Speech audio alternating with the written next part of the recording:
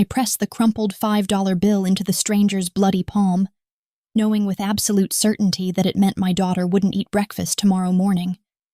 But something about the desperation in his steel-gray eyes as they locked onto mine in that dark, God-forsaken alley made my choice for me before my rational mind could catch up and scream at me to run. I didn't know then that this single act of kindness toward a man bleeding out in the shadows would make me the obsession of the city's most dangerous crime lord, and I definitely didn't know that I'd just sealed my fate in ways that would completely shatter and rebuild my entire world. The October wind cut through my thin diner uniform like frozen knives as I hurried through the streets of South Harbor at nearly midnight, my fingers clutching the pathetic collection of bills and coins in my jacket pocket,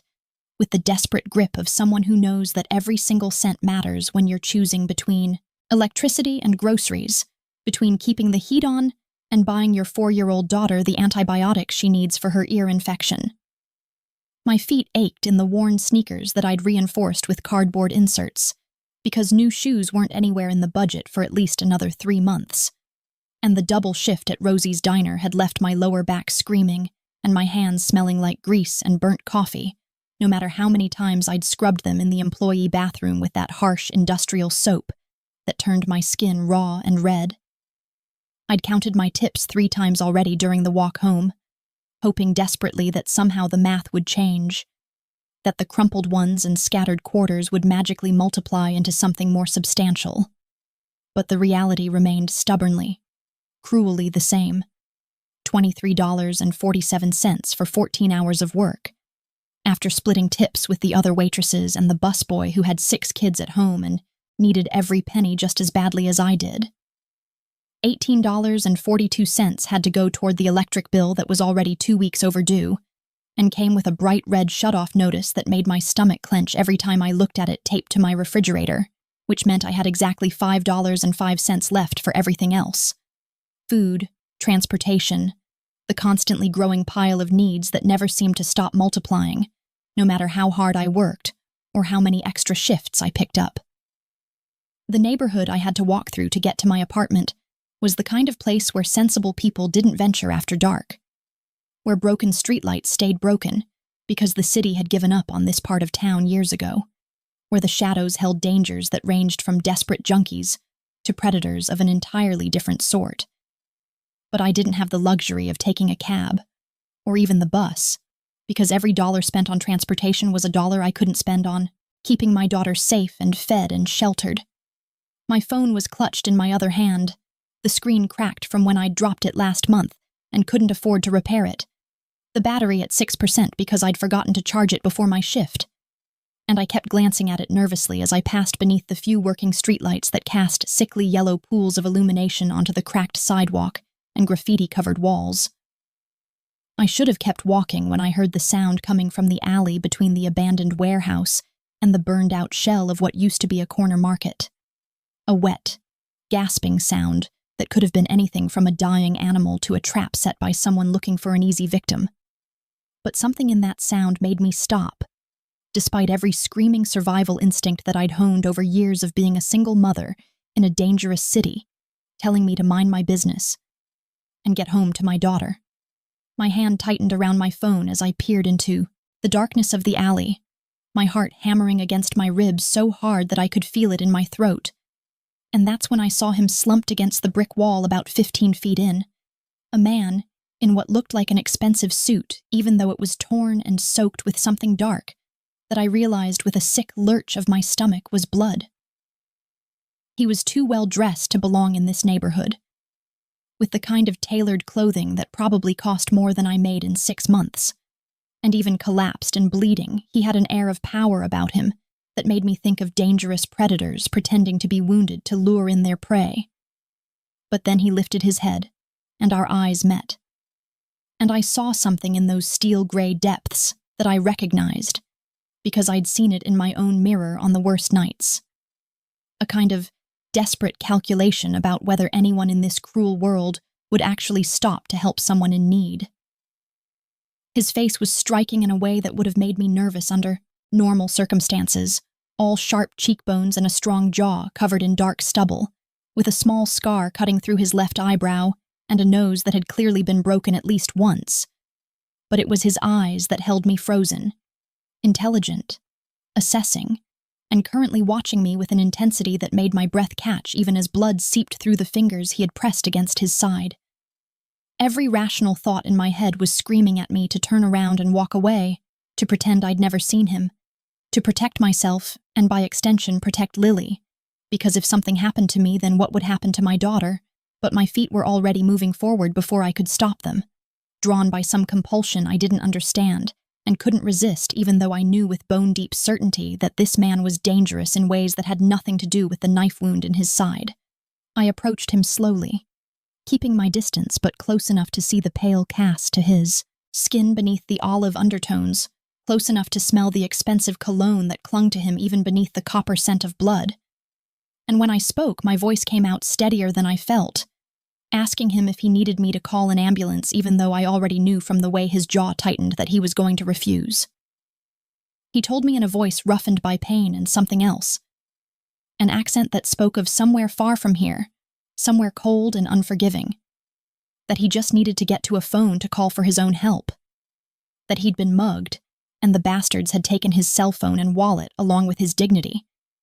And even though every detail of his story felt wrong in ways I couldn't quite articulate, I found myself nodding because what else was I supposed to do? Leave him here to bleed out in an alley where the rats would probably find him before any help arrived.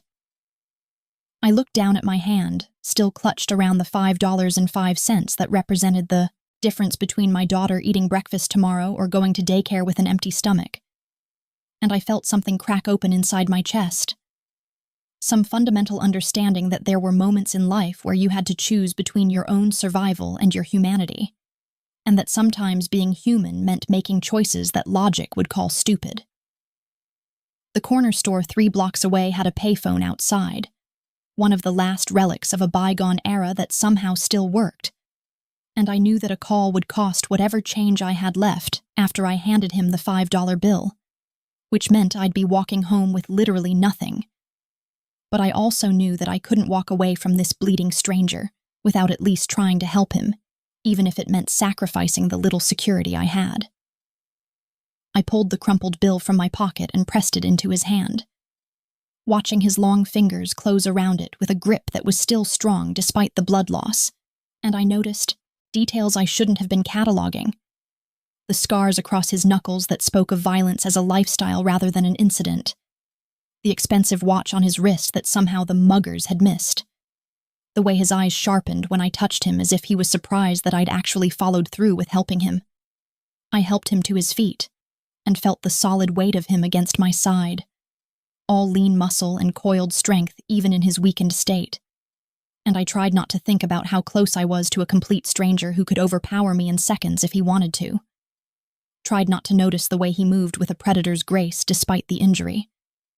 Tried to ignore the little voice in my head that whispered that this man was far more dangerous than any mugger who might have put that knife in his side. We made it to the corner store with me supporting more of his weight than I probably should have been able to manage, my muscles screaming in protest and my uniform getting stained with his blood. And I used my last quarters to make the call while he leaned against the brick wall and watched me with an expression I couldn't read. Something between curiosity and calculation, and maybe a hint of respect.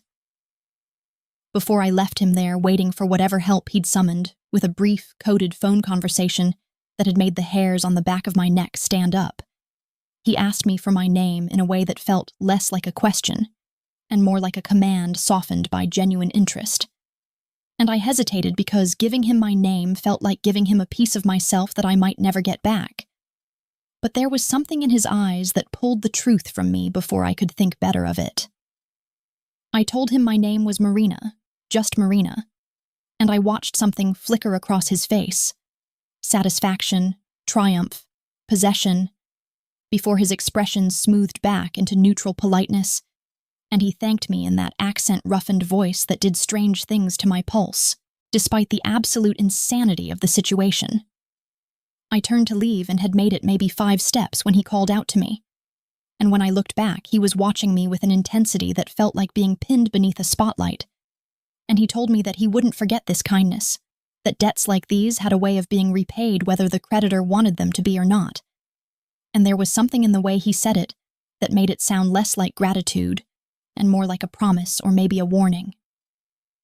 I didn't respond because I didn't know what to say to something that felt loaded with meanings I couldn't quite grasp, so I just nodded and hurried away into the night, my heart pounding and my mind racing with questions I didn't have answers to and probably didn't want to find. The walk back to my apartment felt longer than usual, every shadow seeming to hold watching eyes, and I couldn't shake the feeling that I'd just done something that would have consequences far beyond the empty pocket and the guilt of knowing that Lily would have to make do with the last of the cereal tomorrow morning instead of the eggs and toast I'd planned to buy with that $5. I climbed the 3 flights of stairs to our tiny studio apartment, with legs that felt like lead, my body exhausted and my mind still spinning with images of steel-gray eyes and blood-stained hands and the way that stranger had looked at me like he was memorizing every detail of my face for reasons I couldn't fathom and wasn't sure I wanted to understand. Lily was asleep in our shared bed, her small body curled around the threadbare teddy bear that had been mine when I was her age, and Mrs. Chen from next door was snoring softly in my only chair, the elderly woman who watched my daughter for almost nothing, because she said Lily reminded her of her own granddaughter who lived too far away to visit. And I stood in the doorway of my own home feeling like I'd left something crucial behind in that alley, some essential piece of myself that I'd traded away for a stranger's life without realizing the full cost of the transaction. I paid Mrs. Chen with the last of my change and thanked her with a hug that made her pat my hand and tell me in her broken English that I was too thin and worked too hard and needed to take better care of myself. And after she left, I stood in the darkness of my apartment staring at my sleeping daughter and wondering if I'd just made the stupidest decision of my life or if maybe, just maybe, I'd done the one truly right thing in a world that seemed determined to punish people like me for having hearts that still functioned despite everything. I didn't sleep that night, lying awake beside Lily and staring at the water-stained ceiling while my mind replayed every moment of that encounter, analyzing every detail with an obsessiveness that felt both compulsive and necessary. And somewhere around 3 a.m, I realized with a cold certainty that settled in my bones that nothing about that situation had been what it seemed, that a man like that didn't end up bleeding in an alley by accident, and that I'd just become a small piece in a game whose rules I didn't understand and whose stakes were probably higher than I could imagine.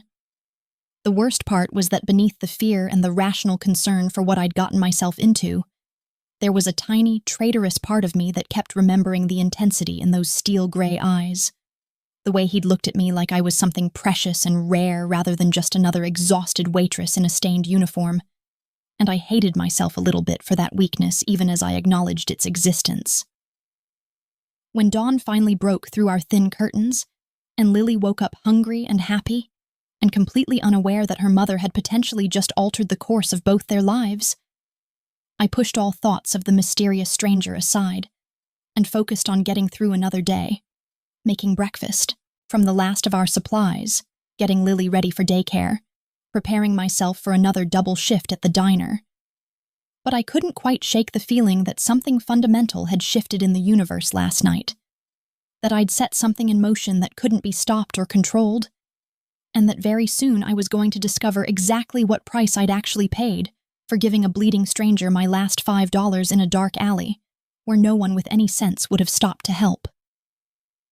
3 days passed in a blur of endless shifts and mounting anxiety. 3 days where I jumped at every shadow and checked over my shoulder constantly with a paranoia that my coworkers noticed, but were too polite or too disinterested to comment on. 3 days where I kept expecting something terrible to happen as payment for my stupid kindness in that alley. But nothing came except the usual grinding poverty and exhaustion that had become the background music of my life, until the morning, when the black SUVs rolled up outside Rosie's diner, like a funeral procession made of chrome and tinted windows, and barely concealed menace. I was wiping down the counter during the mid-morning lull, my mind half focused on calculating whether I could afford to buy Lily new shoes before winter really set in, or if we'd have to make do with stuffing newspaper in her current ones for another few months, when I heard the engines outside and looked up to see a fleet of vehicles that were so out of place in this neighborhood that they might as well have been alien spacecraft landing on our cracked asphalt parking lot. The diner went silent in a way that made my skin prickle with instinctive dread, the kind of silence that falls over prey animals when they sense a predator nearby. And I watched through the streaked window as men in expensive suits emerged from those SUVs with the coordinated precision of a military unit, their movements purposeful and their presence radiating the kind of authority that came from knowing that nobody in their right mind would dare to challenge them. My coworker Sandra gripped my arm hard enough to leave bruises and hissed in my ear that those were Konstantin Bratva vehicles, that everyone in South Harbor knew those particular SUVs, and the insignia barely visible on their doors. A double-headed eagle that represented one of the most powerful crime families in the entire eastern seaboard. And I felt my stomach drop somewhere into the vicinity of my worn sneakers as I realized with dawning horror that the stranger in the alley hadn't been some random businessman caught in the wrong place at the wrong time. The men entered the diner with the confidence of people who owned everything they surveyed and knew it. And the lead enforcer was a mountain of a man with a shaved head and a scar running from his temple to his jaw, his eyes scanning the room with professional efficiency until they landed on me with an accuracy that suggested he knew exactly who he was looking for before he'd even walked through the door. He approached the counter where I stood frozen like a rabbit caught in headlights, my mind racing through 1,000 terrible scenarios about why the Russian Mafia would be looking for me. And when he spoke my name, Marina Castellanos, in that heavy accent that turned the syllables into something both foreign and oddly intimate, I felt every eye in the diner turn toward me with a mixture of morbid curiosity and sympathetic dread, because everyone knew that when men like these came looking for you by name, it rarely ended well for anyone involved. I managed to nod confirmation, despite the terror clawing its way up my throat, my voice coming out as barely more than a whisper when I asked what this was about, and I watched his expression shift into something that might have been amusement if it hadn't been wrapped in so many layers of professional intimidation that I couldn't be sure of anything except that I was completely and utterly out of my depth. The enforcer introduced himself as Alexei, with a slight incline of his head that felt like a mockery of politeness, and then he reached into his jacket in a movement that made me flinch instinctively before he pulled out not a weapon, but a thick envelope that he placed on the counter between us, with a deliberateness that suggested this was some kind of ceremony or ritual that I didn't understand. I stared at that envelope like it might explode or transform into a snake, my hands trembling as I picked it up with fingers that didn't feel like they belonged to my body anymore. And when I opened it and saw the stack of $100 bills inside, so much cash that I'd never seen anything like it in my entire life, I felt the world tilt sideways in a way that had nothing to do with physical balance and everything to do with the sudden realization that my life had just become infinitely more complicated. There was a note tucked among the bills, written in bold, slashing handwriting that somehow conveyed arrogance and authority even in its penmanship, and the words made my breath catch in my chest. A debt repaid with interest. VK. And I understood with sudden, crystalline clarity that VK had to be the stranger from the alley, that he'd somehow found out my full name and where I worked and decided that my $5 deserved this insane repayment that had to be at least $5,000, if not more. My first instinct was to shove the envelope back at Alexei and refuse it because accepting money from the Russian Mafia felt like signing a contract written in blood, like agreeing to terms I couldn't read and wouldn't understand even if I could. And I heard myself saying in a voice that shook despite my best efforts to steady it, that I didn't help him for payment, that I didn't want anything in return, that he didn't owe me anything except maybe to never involve me in whatever world he inhabited. Alexei's smile was a cold, sharp thing that didn't reach his eyes, the kind of expression that suggested he'd heard every possible response to this situation and found them all equally amusing and futile. And he reached into his jacket again to produce a second envelope that he placed next to the first one with the same ceremonial deliberateness, telling me in a tone that managed to be both respectful and absolutely inflexible that Mr. Constantine had anticipated I would refuse the cash, and had therefore prepared an alternative that he suspected I would find more difficult to turn down. I opened the second envelope with hands that were shaking so badly I almost dropped it, and when I saw the official letterhead from St. Mary's Hospital and the words, "Paid in full," stamped across my $3,000 medical debt from Lily's emergency room visit last year, when she'd spiked a fever of 104, and I'd been certain I was going to lose her, I felt something crack open inside my chest, some carefully constructed wall between terror and gratitude that I'd been maintaining ever since those SUVs had pulled up outside. The realization hit me like a physical blow that this stranger, this VK, this man who commanded enough power to send armed enforcers to find me, and enough resources to pay off debts I'd been struggling with for over a year, knew details about my life that I'd never shared with him, that he'd somehow researched me thoroughly enough to know about my daughter and my medical bills, and probably 1,000 other private struggles that I worked so hard to keep hidden from the world behind a facade of competence and independence. I looked up at Alexei with questions burning on my tongue, demanding to know how he knew these things about me, how he'd found me, what his boss wanted in exchange for this generosity that felt less like kindness and more like a trap closing around my ankles. But before I could voice any of those questions, Alexei simply nodded toward the window where one of the other suited men was unloading what looked like groceries from the back of an SUV. Bags and bags of food being carried toward the diner's entrance by men who looked like they'd be more comfortable carrying weapons than produce. I watched in stunned disbelief as they brought the groceries inside, and Alexei explained in that same professionally courteous tone that these were to be delivered to my apartment, a week's worth of quality food for both me and my daughter, along with. And here his expression shifted into something that might have been genuine warmth if I hadn't been so terrified to trust my own perceptions anymore. Fresh flowers because Mr. Constantine had noticed that I'd mentioned liking the wildflowers that grew in the vacant lot near my building during one of my conversations with him, while I'd helped him to the payphone. The fact that he'd remembered such a throwaway comment, that he'd paid attention to details I barely remembered sharing during those tension-filled minutes in the alley, made something flutter in my chest that I absolutely refused to acknowledge as anything other than fear, because attraction to a man like this was beyond stupid. It was suicidal. I tried one more time to refuse everything, to explain that I couldn't accept gifts from someone I didn't know, from someone whose world was so far removed from mine that we might as well have been from different planets. But Alexei cut me off with a gesture that was gentle but absolutely final, telling me that the debt had been paid, that Mr. Constantine considered the matter settled, and that refusing his gifts would be considered an insult that would reflect poorly on both of us. And there was something in the way he said that last part that made it clear that insulting Victor Constantine was not something anyone with functioning survival instincts would willingly choose to do.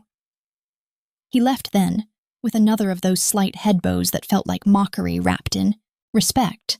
and the other men followed him out to their SUVs, leaving me standing in the middle of Rosie's diner, surrounded by bags of expensive groceries, and holding 2 envelopes that represented more money than I'd seen in my entire life, while my coworkers stared at me with expressions that ranged from shock to fear to a kind of horrified sympathy that made me want to scream. Sandra waited until the SUVs had pulled away before she grabbed my shoulders and shook me slightly, her eyes wide with the kind of fear that comes from growing up in neighborhoods where everyone knows exactly what the Constantine family is capable of. And she told me in an urgent whisper that I needed to be very, very careful because the Bratva doesn't give gifts without expecting something in return, that they own half the city through a combination of legitimate businesses and decidedly illegitimate operations, and that their generosity always comes with strings attached, even if you can't see them right away. She told me about families who'd accepted their help and ended up owned by them, about debts that could never truly be repaid, about the way they wrapped their claws around you so gradually that you didn't realize you were trapped until it was far too late to escape. And every word she spoke made the envelope of cash feel heavier in my hands, made the paid hospital bill feel less like salvation and more like the first link in a chain I hadn't known I was forging. I made it through the rest of my shift on autopilot, my mind spinning with implications and fears, and a growing sense that my life had just been fundamentally altered in ways I couldn't begin to comprehend. And when I finally got home that evening, I found the promised delivery waiting outside my apartment door. Not just groceries, but quality groceries, fresh vegetables and real meat and organic milk, and all the things I never let myself buy because they were too expensive for our desperately tight budget, along with a vase of wildflowers that looked like they'd been picked from an actual meadow somewhere far from the concrete jungle we called home. My neighbor, Mrs. Petrov, was standing in her doorway watching me with an expression of deep concern. And when I met her eyes, she crossed herself in that old-world way she had, and warned me in her thick Russian accent that the Konstantin family were devils dressed in expensive suits, that they smiled while they destroyed you, and that I should take my daughter and run far away before I found myself so entangled in their web that escape became impossible. But where could I run when I had barely enough money for next month's rent, even with the paid hospital bill? When I had a 4-year-old daughter who deserved stability and safety, and all the things I was failing to provide on my waitress salary? When the alternative to whatever this was involved the same grinding poverty and constant fear of eviction and medical emergencies I couldn't afford, that had defined my entire adult life? I put the groceries away in my tiny kitchen with hands that wouldn't stop shaking, and then I did something that I'd been avoiding for 3 days. I pulled out my cracked phone and searched for Victor Constantine on the internet, needing to know exactly who and what I was dealing with, even though part of me already suspected that the truth would be worse than anything I could imagine. The search results loaded slowly on my terrible connection, but when they finally appeared, I felt the breath leave my lungs in a rush that left me dizzy and gripping the edge of my counter for support. Because the man staring back at me from dozens of news articles and society page photos wasn't just connected to the Russian Mafia. He was the Russian Mafia in this city, the Pakhan, the absolute head of the Konstantin Bratva, a man whose name appeared in connection with everything from high-end real estate developments to rumors of organized crime that no one could ever prove, but everyone whispered about in tones of fearful respect. The photos showed him at charity galas and business meetings, always impeccably dressed, always radiating that same predatory power I'd sensed even when he was bleeding in an alley. And in every single image, his steel-gray eyes held the same calculating intelligence that had pinned me in place 3 nights ago when I'd made the catastrophically stupid decision to help him. I read article after article deep into the night, while Lily slept peacefully beside me, learning about his dead wife who'd been killed in what the papers delicately called a tragic incident 2 years ago, about his 5-year-old daughter who was rarely seen in public, about his business empire that spanned legitimate and illegitimate enterprises with the kind of success that suggested either genius-level intelligence or absolutely ruthless determination, or quite possibly both.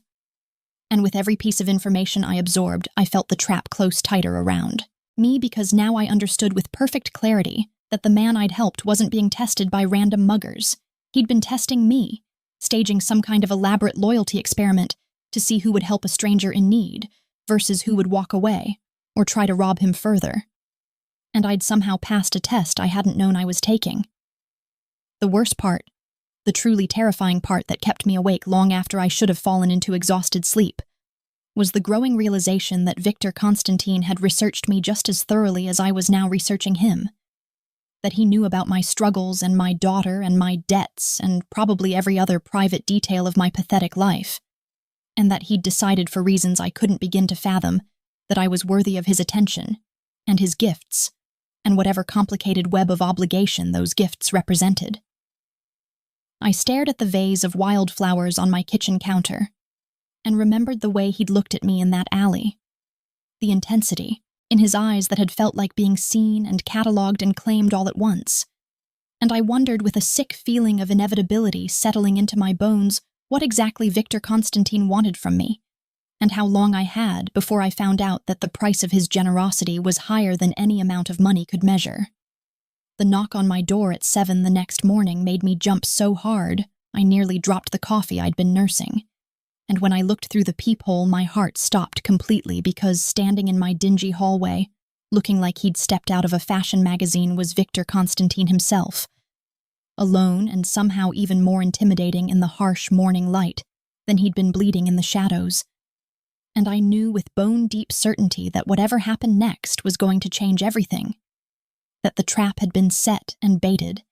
and I'd walked into it willingly 3 nights ago, when I'd pressed my last $5 into a stranger's hand, and now it was time to discover exactly what I'd agreed to when I'd chosen kindness over survival, in a world where the two were rarely compatible. I stood frozen with my hand on the doorknob for what felt like an eternity, but was probably only seconds. My heart hammering against my ribs so hard that I could hear the blood rushing in my ears, and through the peephole I watched Victor Constantine stand in my hallway with the kind of patient stillness that suggested he had all the time in the world, and knew with absolute certainty that I would eventually open the door, because what other choice did I really have when a man like him came calling? I glanced back at Lily, who was still asleep in our shared bed with her teddy bear clutched to her chest, blissfully unaware that the most dangerous man in the city was standing outside our door, and I made a split-second decision to face him in the hallway, rather than let him into our tiny sanctuary, where his presence would contaminate the one space I'd managed to keep safe from the harsh realities of the world we lived in. I slipped out into the hallway and closed the door behind me as quietly as I could, and the first thing that hit me was how utterly out of place Victor looked against the peeling wallpaper and water-stained ceiling of my building. His charcoal suit probably worth more than a year of my rent. His presence transforming the dingy hallway into something that felt dangerous and electric in ways that had nothing to do with the faulty wiring that sometimes made the lights flicker. He looked completely healed from the knife wound that had been bleeding freely just 3 nights ago. Not even a hint of pain in the way he held himself, with that predatory grace I was starting to recognize as his natural state. And when his steel-gray eyes met mine, I felt that same jolt of recognition and fear, and something else I absolutely refused to name because naming it would make it real, and I couldn't afford for it to be real. His first words weren't what I expected. No threats or demands or the kind of casual intimidation I'd been bracing myself for. Instead, he asked me in that accent-roughened voice that did strange things to my pulse if I'd slept well, if the groceries had been adequate, if there was anything else I needed. And the sheer domesticity of the questions coming from a man who I now knew commanded an entire criminal empire made me want to laugh hysterically, except that I was too terrified to find anything about this situation even remotely funny. I told him with as much firmness as I could muster that I couldn't accept any more gifts from him, that whatever debt he thought he owed me had been more than repaid, that I needed him to leave me alone and let me go back to my normal life. And I watched something flicker across his face. Amusement, maybe, or appreciation for my attempt at establishing boundaries, even though we both knew that normal had ceased to exist the moment I'd stopped in that alley. Victor leaned against the wall with a casual elegance that somehow made him look even more dangerous, and he told me a story that made my blood run cold despite the reasonable, almost conversational tone he used to deliver it. He explained that the mugging hadn't been real, that he'd staged the entire scenario as a loyalty test for his own organization, that he'd had himself stabbed by one of his most trusted men and then positioned himself in various locations throughout the city to see how people would react to a stranger in need. He'd been running this test for 3 months, he said, cycling through different neighborhoods and different personas, and in all that time with dozens of people passing by his carefully staged suffering. I had been the only one who'd stopped to help without hesitation, the only one who'd given anything of real value. Not just money, but the last money I had. The difference between my daughter eating or going hungry,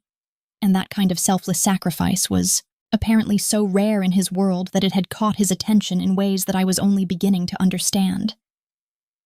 I felt sick listening to him describe the test with clinical detachment,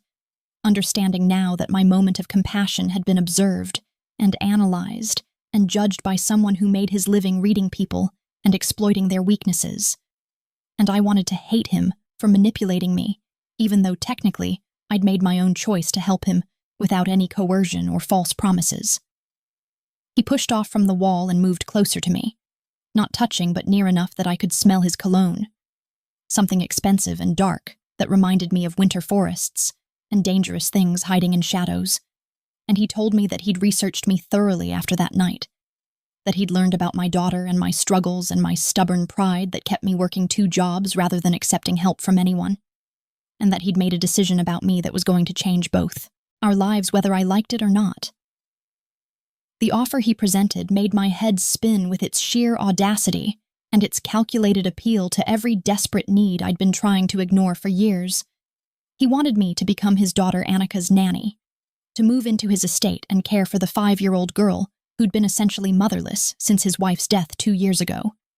And in exchange, he would pay me $10,000 a month plus provide housing and ensure that Lily could attend the same elite private school that Annika attended, giving my daughter access to opportunities and education that I could never afford on my own. He laid out the terms with the precision of a businessman closing a deal, his eyes never leaving mine as he explained that Annika needed someone with a genuine heart after being surrounded by staff who were competent but emotionally distant, that my ability to give away my last $5 proved I had the kind of selfless nature his daughter desperately needed, and that this arrangement would benefit everyone involved if I could just set aside my pride and my fear long enough to see the logic of accepting his help. I wanted to refuse immediately, to tell him that I would never expose my daughter to the world of organized crime and violence that he inhabited, that no amount of money was worth compromising Lily's safety or my own moral compass. But even as the refusal formed on my tongue, I felt it die there because he was offering me everything I'd been desperately struggling to provide for my daughter through sheer force of will and backbreaking work that was slowly destroying my body and my spirit.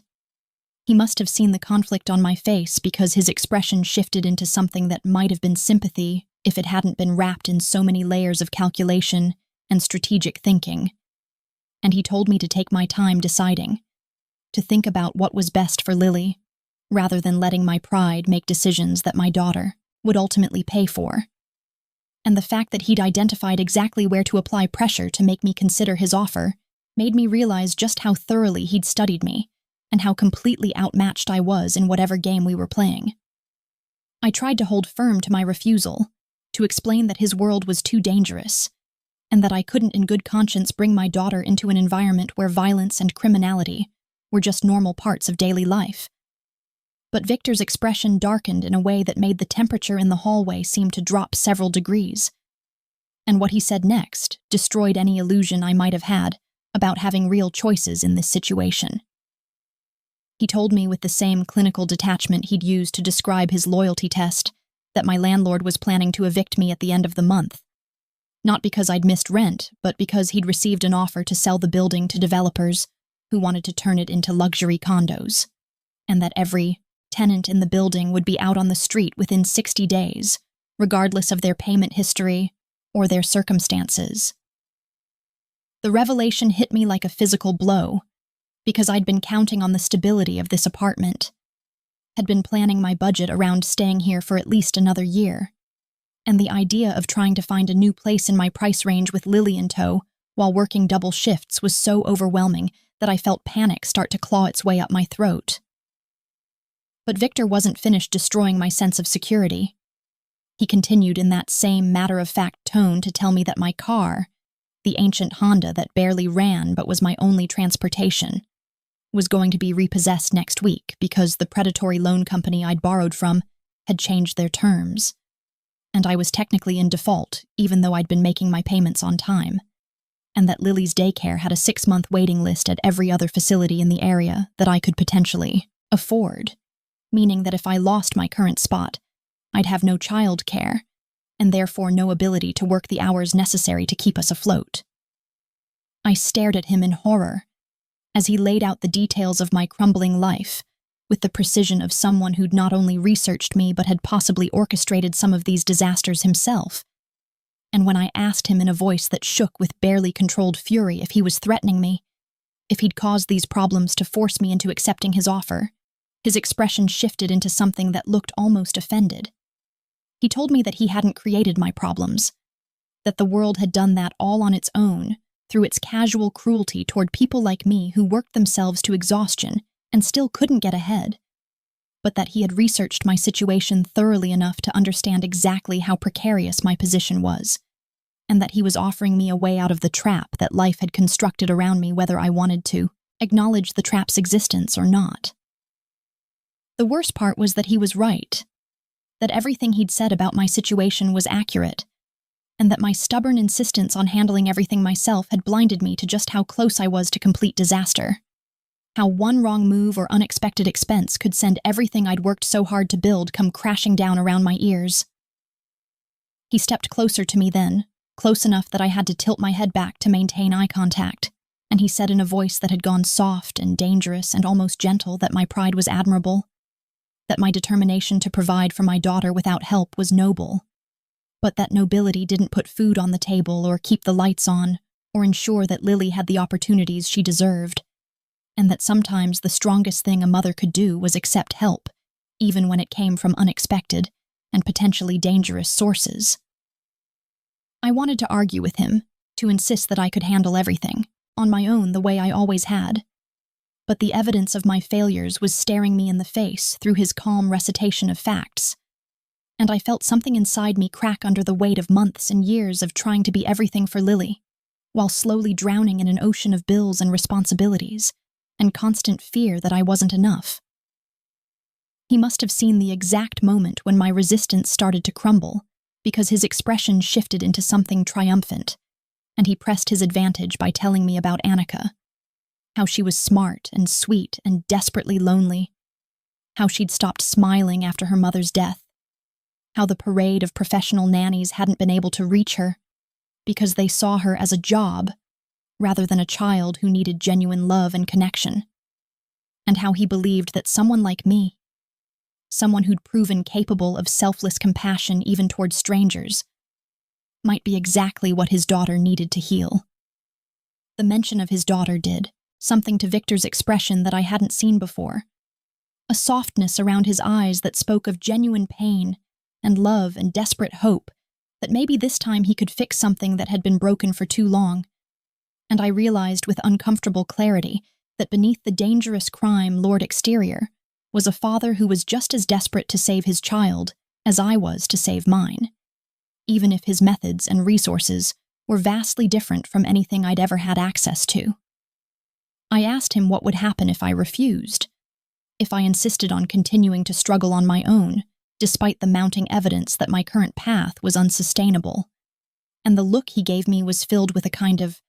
patient inevitability that made it clear he'd already gamed out every possible response I could give and had strategies prepared for all of them. He told me that if I refused, he would ensure that I was taken care of anyway, that the eviction would be mysteriously delayed, that my car loan would be somehow resolved, that opportunities would appear in my path, whether I wanted them or not, because apparently I'd earned his protection by passing his test,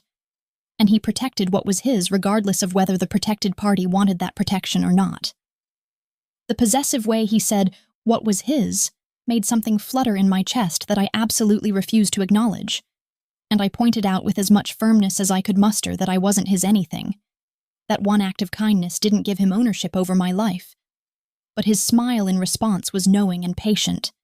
and suggested that he disagreed with my assessment of our relationship, even if he was willing to let me maintain the illusion of independence for now. I stood in that dingy hallway with Victor Constantine watching me with those steel-gray eyes that seemed to see straight through every defense I'd ever constructed, and I felt the weight of impossible choices pressing down on my shoulders. Continue struggling alone, and watch my daughter suffer the consequences of my pride, or accept help from a man who terrified and intrigued me in equal measure, and step into a world that I didn't understand and couldn't control. He gave me 24 hours to make my decision, told me that he would return tomorrow at the same time for my answer, and then he did something completely unexpected. He reached out and tucked a strand of hair behind my ear in a gesture so gentle and intimate that it made my breath catch. And he told me in a voice that had gone rough with something I couldn't identify that he hoped I would choose to trust him, because he had plans for me and Lily that went far beyond simple employment arrangements,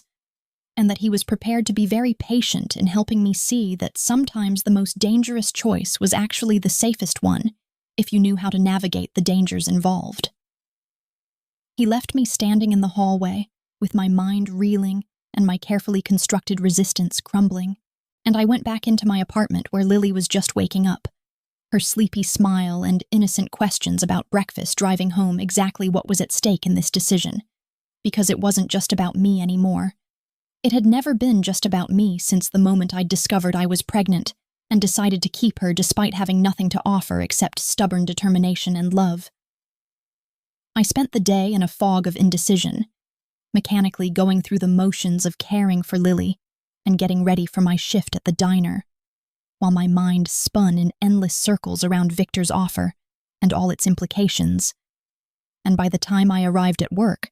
I'd almost convinced myself to refuse despite the logic of acceptance, to maintain my independence even if it meant continuing to struggle. Because at least that struggle was honest, and didn't require me to compromise my values or expose my daughter to danger. But then I got to the diner and found an eviction notice taped to my locker, official and final and giving me exactly 30 days to vacate my apartment. And I stood there staring at that piece of paper, while Sandra rubbed my back and murmured sympathetic platitudes that did nothing to solve the problem. And I realized with sick certainty that Victor had known this was coming, had timed his offer perfectly to coincide with the moment when I would be most vulnerable and most desperate for the salvation he was offering. The manipulation should have made me angry, should have stiffened my resolve to refuse him out of pure spite, but instead I just felt tired, so deeply, bone-wearily exhausted from years of fighting against odds that seemed determined to crush me no matter how hard I worked or how much I sacrificed. And I understood that Victor had won this round not through force or threats, but simply by being patient enough to let reality do his arguing for him. I made it through my shift on autopilot and went home to find Lily already asleep with Mrs. Petrov, watching over her. And after I'd paid my neighbor and thanked her, I sat in the darkness of my tiny apartment surrounded by the evidence of my failures and Victor's generosity. The eviction notice on the table, the groceries he'd sent in my cabinets, the wildflowers still fresh in their vase, and I acknowledged what I'd known since the moment he'd laid out his offer in that hallway. I was going to accept. Not because I wanted to, but because I loved my daughter more than I loved my pride, and because sometimes being a good mother meant making choices that terrified you if those choices gave your child a better chance at life than you'd ever had. And I just hoped that when Victor Constantine returned tomorrow morning for my answer, I wouldn't look into those steel-gray eyes and see my own destruction reflected back at me, because I was about to place both our lives in the hands of the most dangerous man I'd ever met, and pray that his interest in us was protective rather than predatory, even though I suspected with growing certainty that with men like Victor the line between protection and possession was so thin as to be virtually non-existent. 3 weeks of living in Victor Constantine's estate had created a routine that felt simultaneously surreal and dangerously comfortable. A bizarre domestic existence where I supervised playdates between our daughters in a mansion that probably had more square footage than my entire apartment building, while armed guards patrolled the grounds and men in expensive suits came and went conducting business. I deliberately didn't ask about, because some knowledge felt safer left unexamined. Lily and Annika had become inseparable with the instant devotion that only small children could manage, their laughter echoing through marble hallways as they played elaborate games of make-believe where they were sisters and princesses and adventurers. And watching them together made my heart ache with a complicated mixture of joy at seeing my daughter so happy and guilt that this happiness was built on a foundation of moral compromise I was still trying to reconcile with my conscience. Victor himself had been nothing but respectful since I'd moved in with my meager possessions and my protective maternal instincts on high alert, maintaining careful distance and treating me with professional courtesy that should have been reassuring, but somehow felt more dangerous than if he'd been overtly predatory, because it allowed me to let my guard down, in incremental degrees I didn't fully recognize until I caught myself looking forward to the moments when he'd join us for dinner, or stop by the playroom to check on the girls. I'd established strict boundaries between us, despite living under his roof, and despite the way his presence made my pulse race in ways that had nothing to do with fear,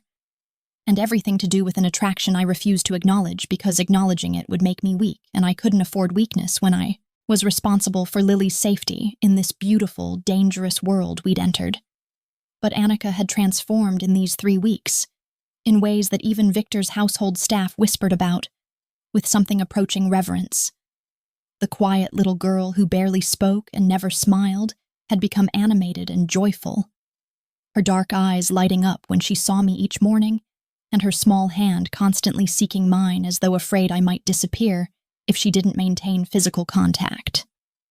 She'd started calling me Marina with a possessive emphasis that suggested she was testing the boundaries of our relationship.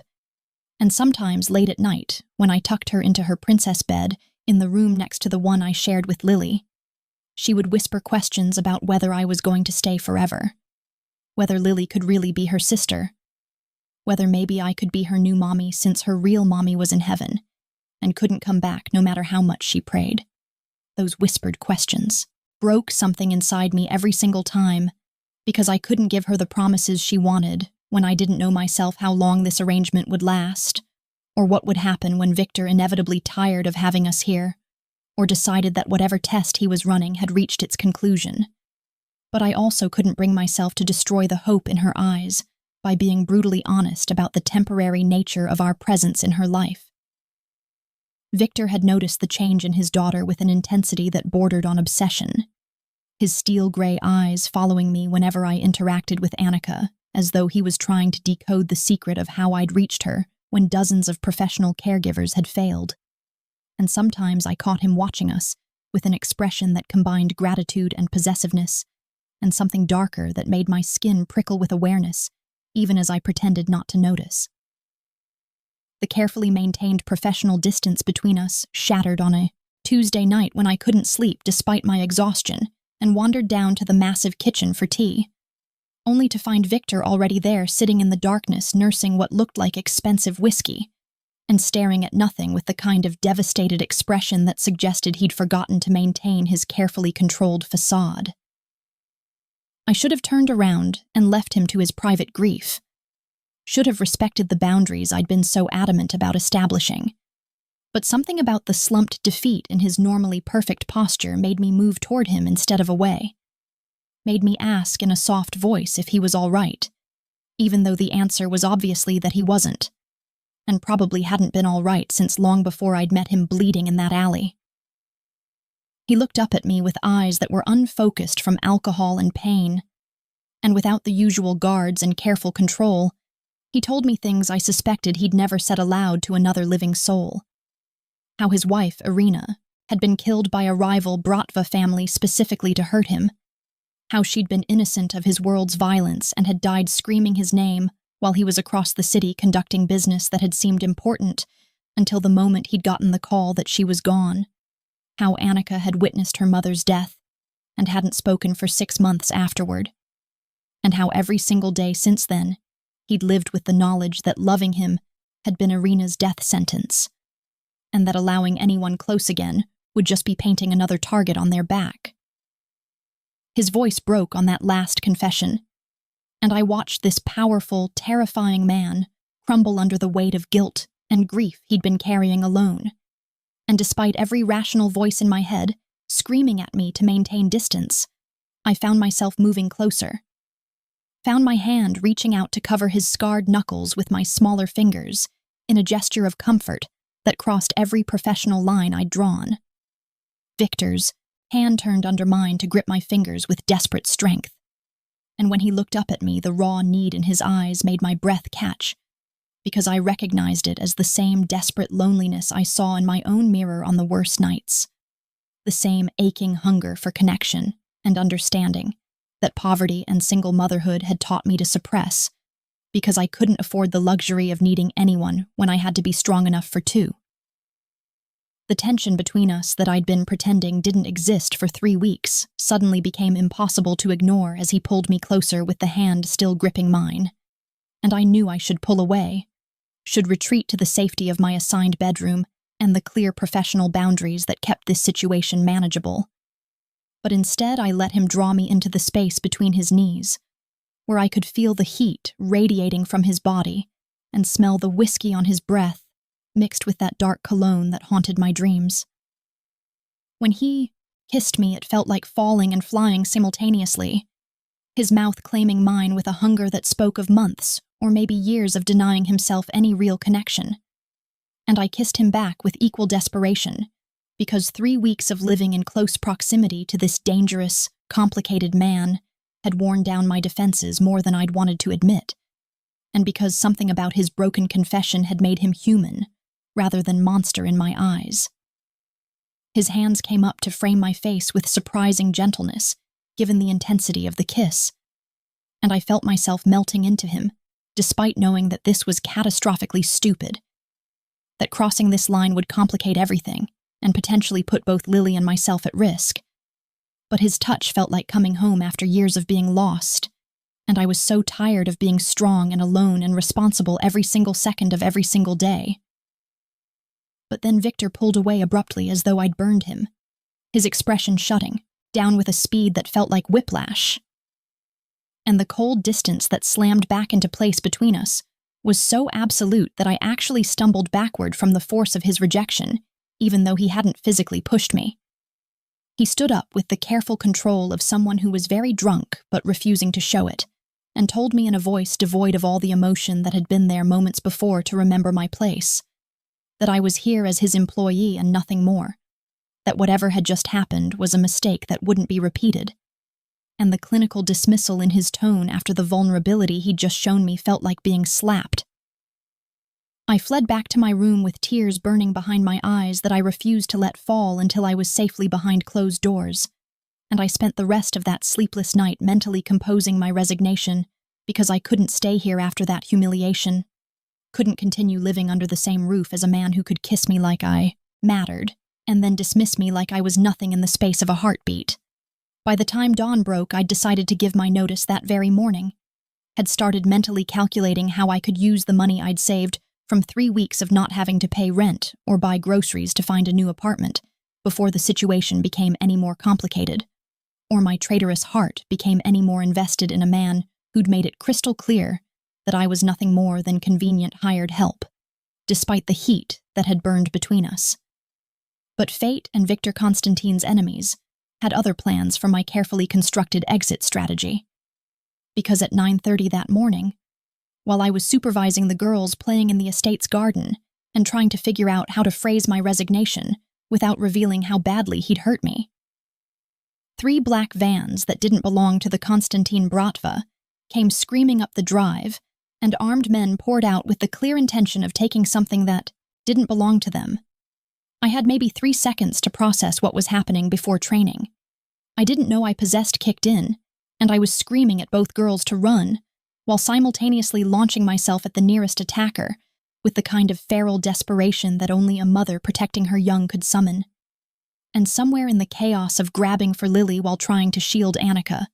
I managed to slam my palm against the panic button that Victor had shown me on my first day with strict instructions to use if anything ever felt wrong. The next few minutes existed in a blur of violence and terror, as I fought like an animal against men who were trained and armed while I was neither. My only advantages being surprise and the absolute refusal to let them take either of these children who'd become my entire world. And I felt pain explode across my face and ribs from blows I barely registered, because all that mattered was keeping myself between the attackers and the girls who were screaming behind me. I heard the estate's alarms screaming and the sound of squealing tires and shouting, and then suddenly Victor was there like an avenging angel made of violence and fury, and I watched him transform into something inhuman as he tore through Dmitry Volkov's men with brutal efficiency that should have terrified me, but instead filled me with savage satisfaction, because these bastards had tried to take our children, and now they were paying the price for that miscalculation. When the last attacker fell, and the sudden silence felt deafening after all that chaos, I found myself standing over both girls with my arms spread wide and blood running from my split lip and probably broken nose. And Victor crossed the distance between us in 3 strides and pulled all 3 of us into his arms with a grip that bordered on painful, his whole body shaking with adrenaline and fear and rage as he whispered in Russian what sounded like prayers or curses or maybe both. He was covered in blood that wasn't his own, and there was death in his eyes when he looked at the carnage he'd created. And I should have been terrified of this man who just killed 6 people in front of me without hesitation or mercy. But instead I felt safe for the first time since this nightmare had started, because I understood with perfect clarity that Victor Constantine would burn the entire world to ash before he'd let anyone hurt what belonged to him. And somehow, in the past 3 weeks,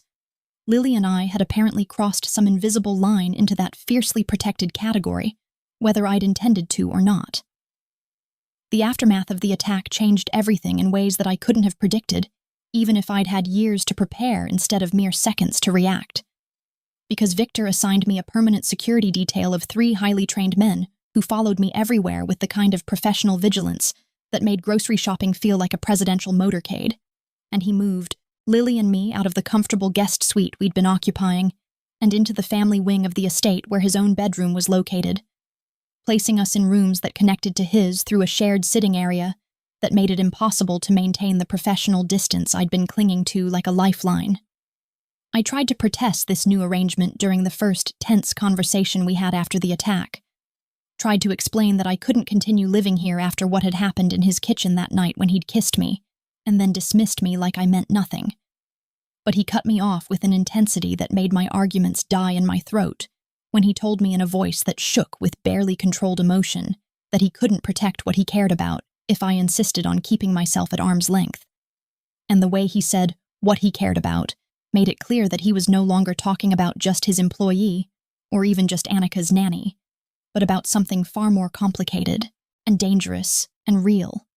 I confronted him properly 2 days later, when Lily and Annika were having their afternoon rest, and my bruises had faded enough that I could speak without my split lip pulling painfully, cornering him in his study, where he'd been avoiding me and demanding to know what exactly he wanted from me because I couldn't continue existing in this limbo where I didn't know if I was staff or something more, where his actions said one thing and his words said another, where he'd hold me like I was precious, and then push me away like I was disposable. Victor looked at me from behind his massive desk, with those steel-gray eyes that had haunted my dreams since the night I'd met him in that alley, and what he said next made my carefully constructed defenses crumble into dust, because he told me with raw honesty that stripped away all his usual calculated control, that he didn't want me as his mistress, or his convenient comfort, or even just as his daughter's nanny. He wanted me as his wife, as his partner in every sense of the word, as the mother to both our daughters, and as the woman who stood beside him as an equal in the empire he'd built from blood and determination and ruthless ambition. The proposal was so absurd and so completely insane that I actually laughed, a slightly hysterical sound that echoed in the book-lined study, while I tried to process the fact that the Pakshan of the Konstantin Bratva had just asked me, a broke waitress with nothing to offer except a kind heart and a stubborn refusal to give up, to marry him and become part of a world that I still didn't fully understand and wasn't sure I could survive in.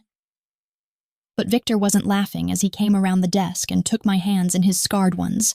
his expression more serious and vulnerable than I'd ever seen it, as he explained his reasoning with the same thoroughness he probably applied to business negotiations, telling me that I'd passed his test in that alley by proving I had genuine compassion even when it cost me everything, that I'd proven my loyalty and courage when Dmitry Volkov's men had attacked by fighting to protect both girls without thought for my own safety, and that his daughter loved me with the kind of uncomplicated devotion she hadn't shown anyone since her mother died, which meant more to him than all the money and power he'd accumulated over his lifetime. He continued speaking before I could formulate a response to this overwhelming declaration, his voice dropping to something almost tender, as he told me that I made him want to be more than the monster his world had created, that watching me with the girls made him remember what it felt like to hope for something beyond survival and revenge, and that he was offering me a choice that he'd never offered anyone else in his entire life. I could leave right now with a trust fund that would set Lily and me up comfortably for the rest of our lives, no strings attached and no obligations owed, or I could stay and build a life with him that would be dangerous and complicated, but also filled with the kind of security and opportunity I'd never dreamed possible for myself or my daughter. The fact that he was giving me a genuine choice, rather than simply taking what he wanted, the way he could have at any point during these weeks we'd lived under his roof, told me more about his feelings than any pretty words could have conveyed. And I understood that this terrifying, powerful man was making himself vulnerable in ways that probably went against every survival instinct he'd honed over decades of living in a world where weakness meant death. I looked into Victor's eyes and saw my own desperate loneliness reflected back at me, saw the same bone-deep exhaustion from years of fighting alone that I carried in my own soul. And I realized that somewhere between that alley and this moment, I'd fallen in love with this impossible, dangerous man despite every rational reason not to, despite knowing that loving him meant accepting a life where violence and moral compromise would always lurk at the edges of our happiness. My hesitation must have shown on my face because Victor's expression shifted into something resigned and sad, and he was starting to pull away and release my hands when Lily appeared in the doorway of the study with Annika right behind her, both girls still sleepy-eyed from their nap. And Lily asked in that innocent, devastating way that only 4-year-olds could manage if Annika could really be her sister for real, instead of just for pretend. And could we please stay here forever because she loved her new room and her new school, and especially she loved having a sister to play with every single day.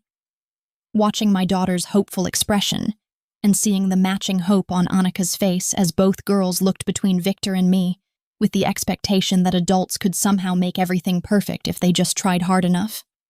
I felt the last of my resistance crumble because I'd spent 4 years making every decision based solely on what was best for Lily,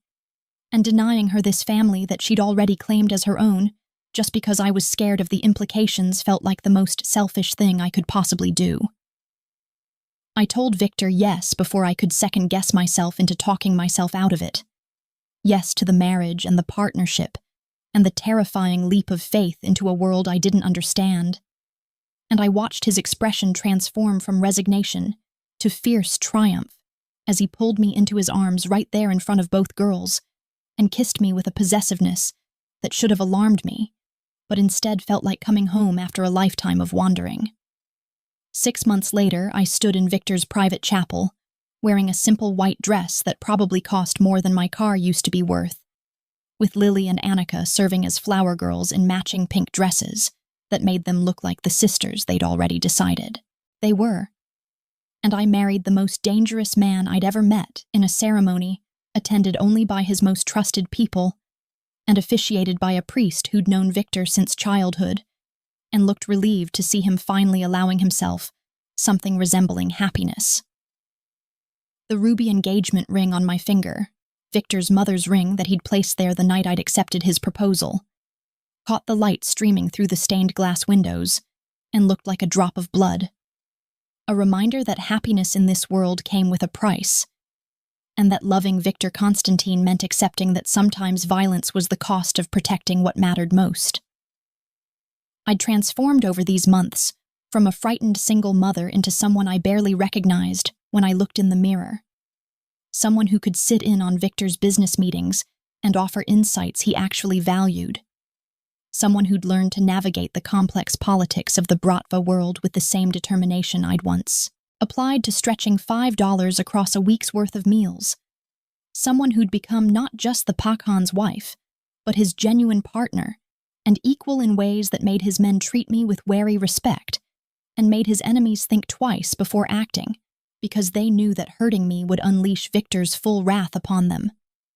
The power should have corrupted me, or at least changed who I was at my core. But somehow loving Victor and being loved by him in return had made me stronger, rather than weaker, had given me the confidence to claim space in a world that had spent my entire life telling me I didn't belong anywhere that mattered. On our wedding night, after the girls were tucked into bed and the few guests had departed, Victor found me standing in his study, our study now, staring at the $5 bill he'd had professionally framed and mounted on the wall behind his desk. And he came up behind me and wrapped his arms around my waist while explaining that he kept it there as a Reminder that sometimes the most valuable things in life came from the most unexpected sources. That my willingness to give everything I had to a stranger in need had given him back something he'd thought was lost forever when Irina died. The ability to trust that genuine goodness still existed in this cruel world. I leaned back against his solid warmth and reflected on the impossible journey that had brought us from that dark alley to this moment. From my last $5 to an empire that stretched across the city. From desperate poverty to security beyond anything I'd ever imagined. And I understood that every struggle and sacrifice and terrifying choice had been leading me here to this man and this life and this family we'd built from broken pieces and stubborn hope. I gave a stranger my last $5 in a dark alley on a night when I had nothing to spare, and every reason to walk away, never knowing that this single act of compassion would lead me to a love worth killing for, and a family worth dying to protect. Never imagining that the bleeding man I'd helped would turn out to be the most dangerous and most devoted person I'd ever meet. And as Victor turned me in his arms and kissed me with a tenderness that contradicted everything the world thought they knew about him, I realized that sometimes the greatest risks led to the greatest rewards, and that choosing kindness over self-preservation in that crucial moment had given me not just survival but something far more precious, a life filled with purpose and passion, and the bone-deep certainty that I was exactly where I belonged, standing beside a man who'd built an empire on violence and fear, but who'd given me his heart with the same desperate hope I'd felt pressing that crumpled bill into his bloody palm. Both of us gambling everything on the possibility that love could exist even in the darkest places, if you were brave enough to reach for it.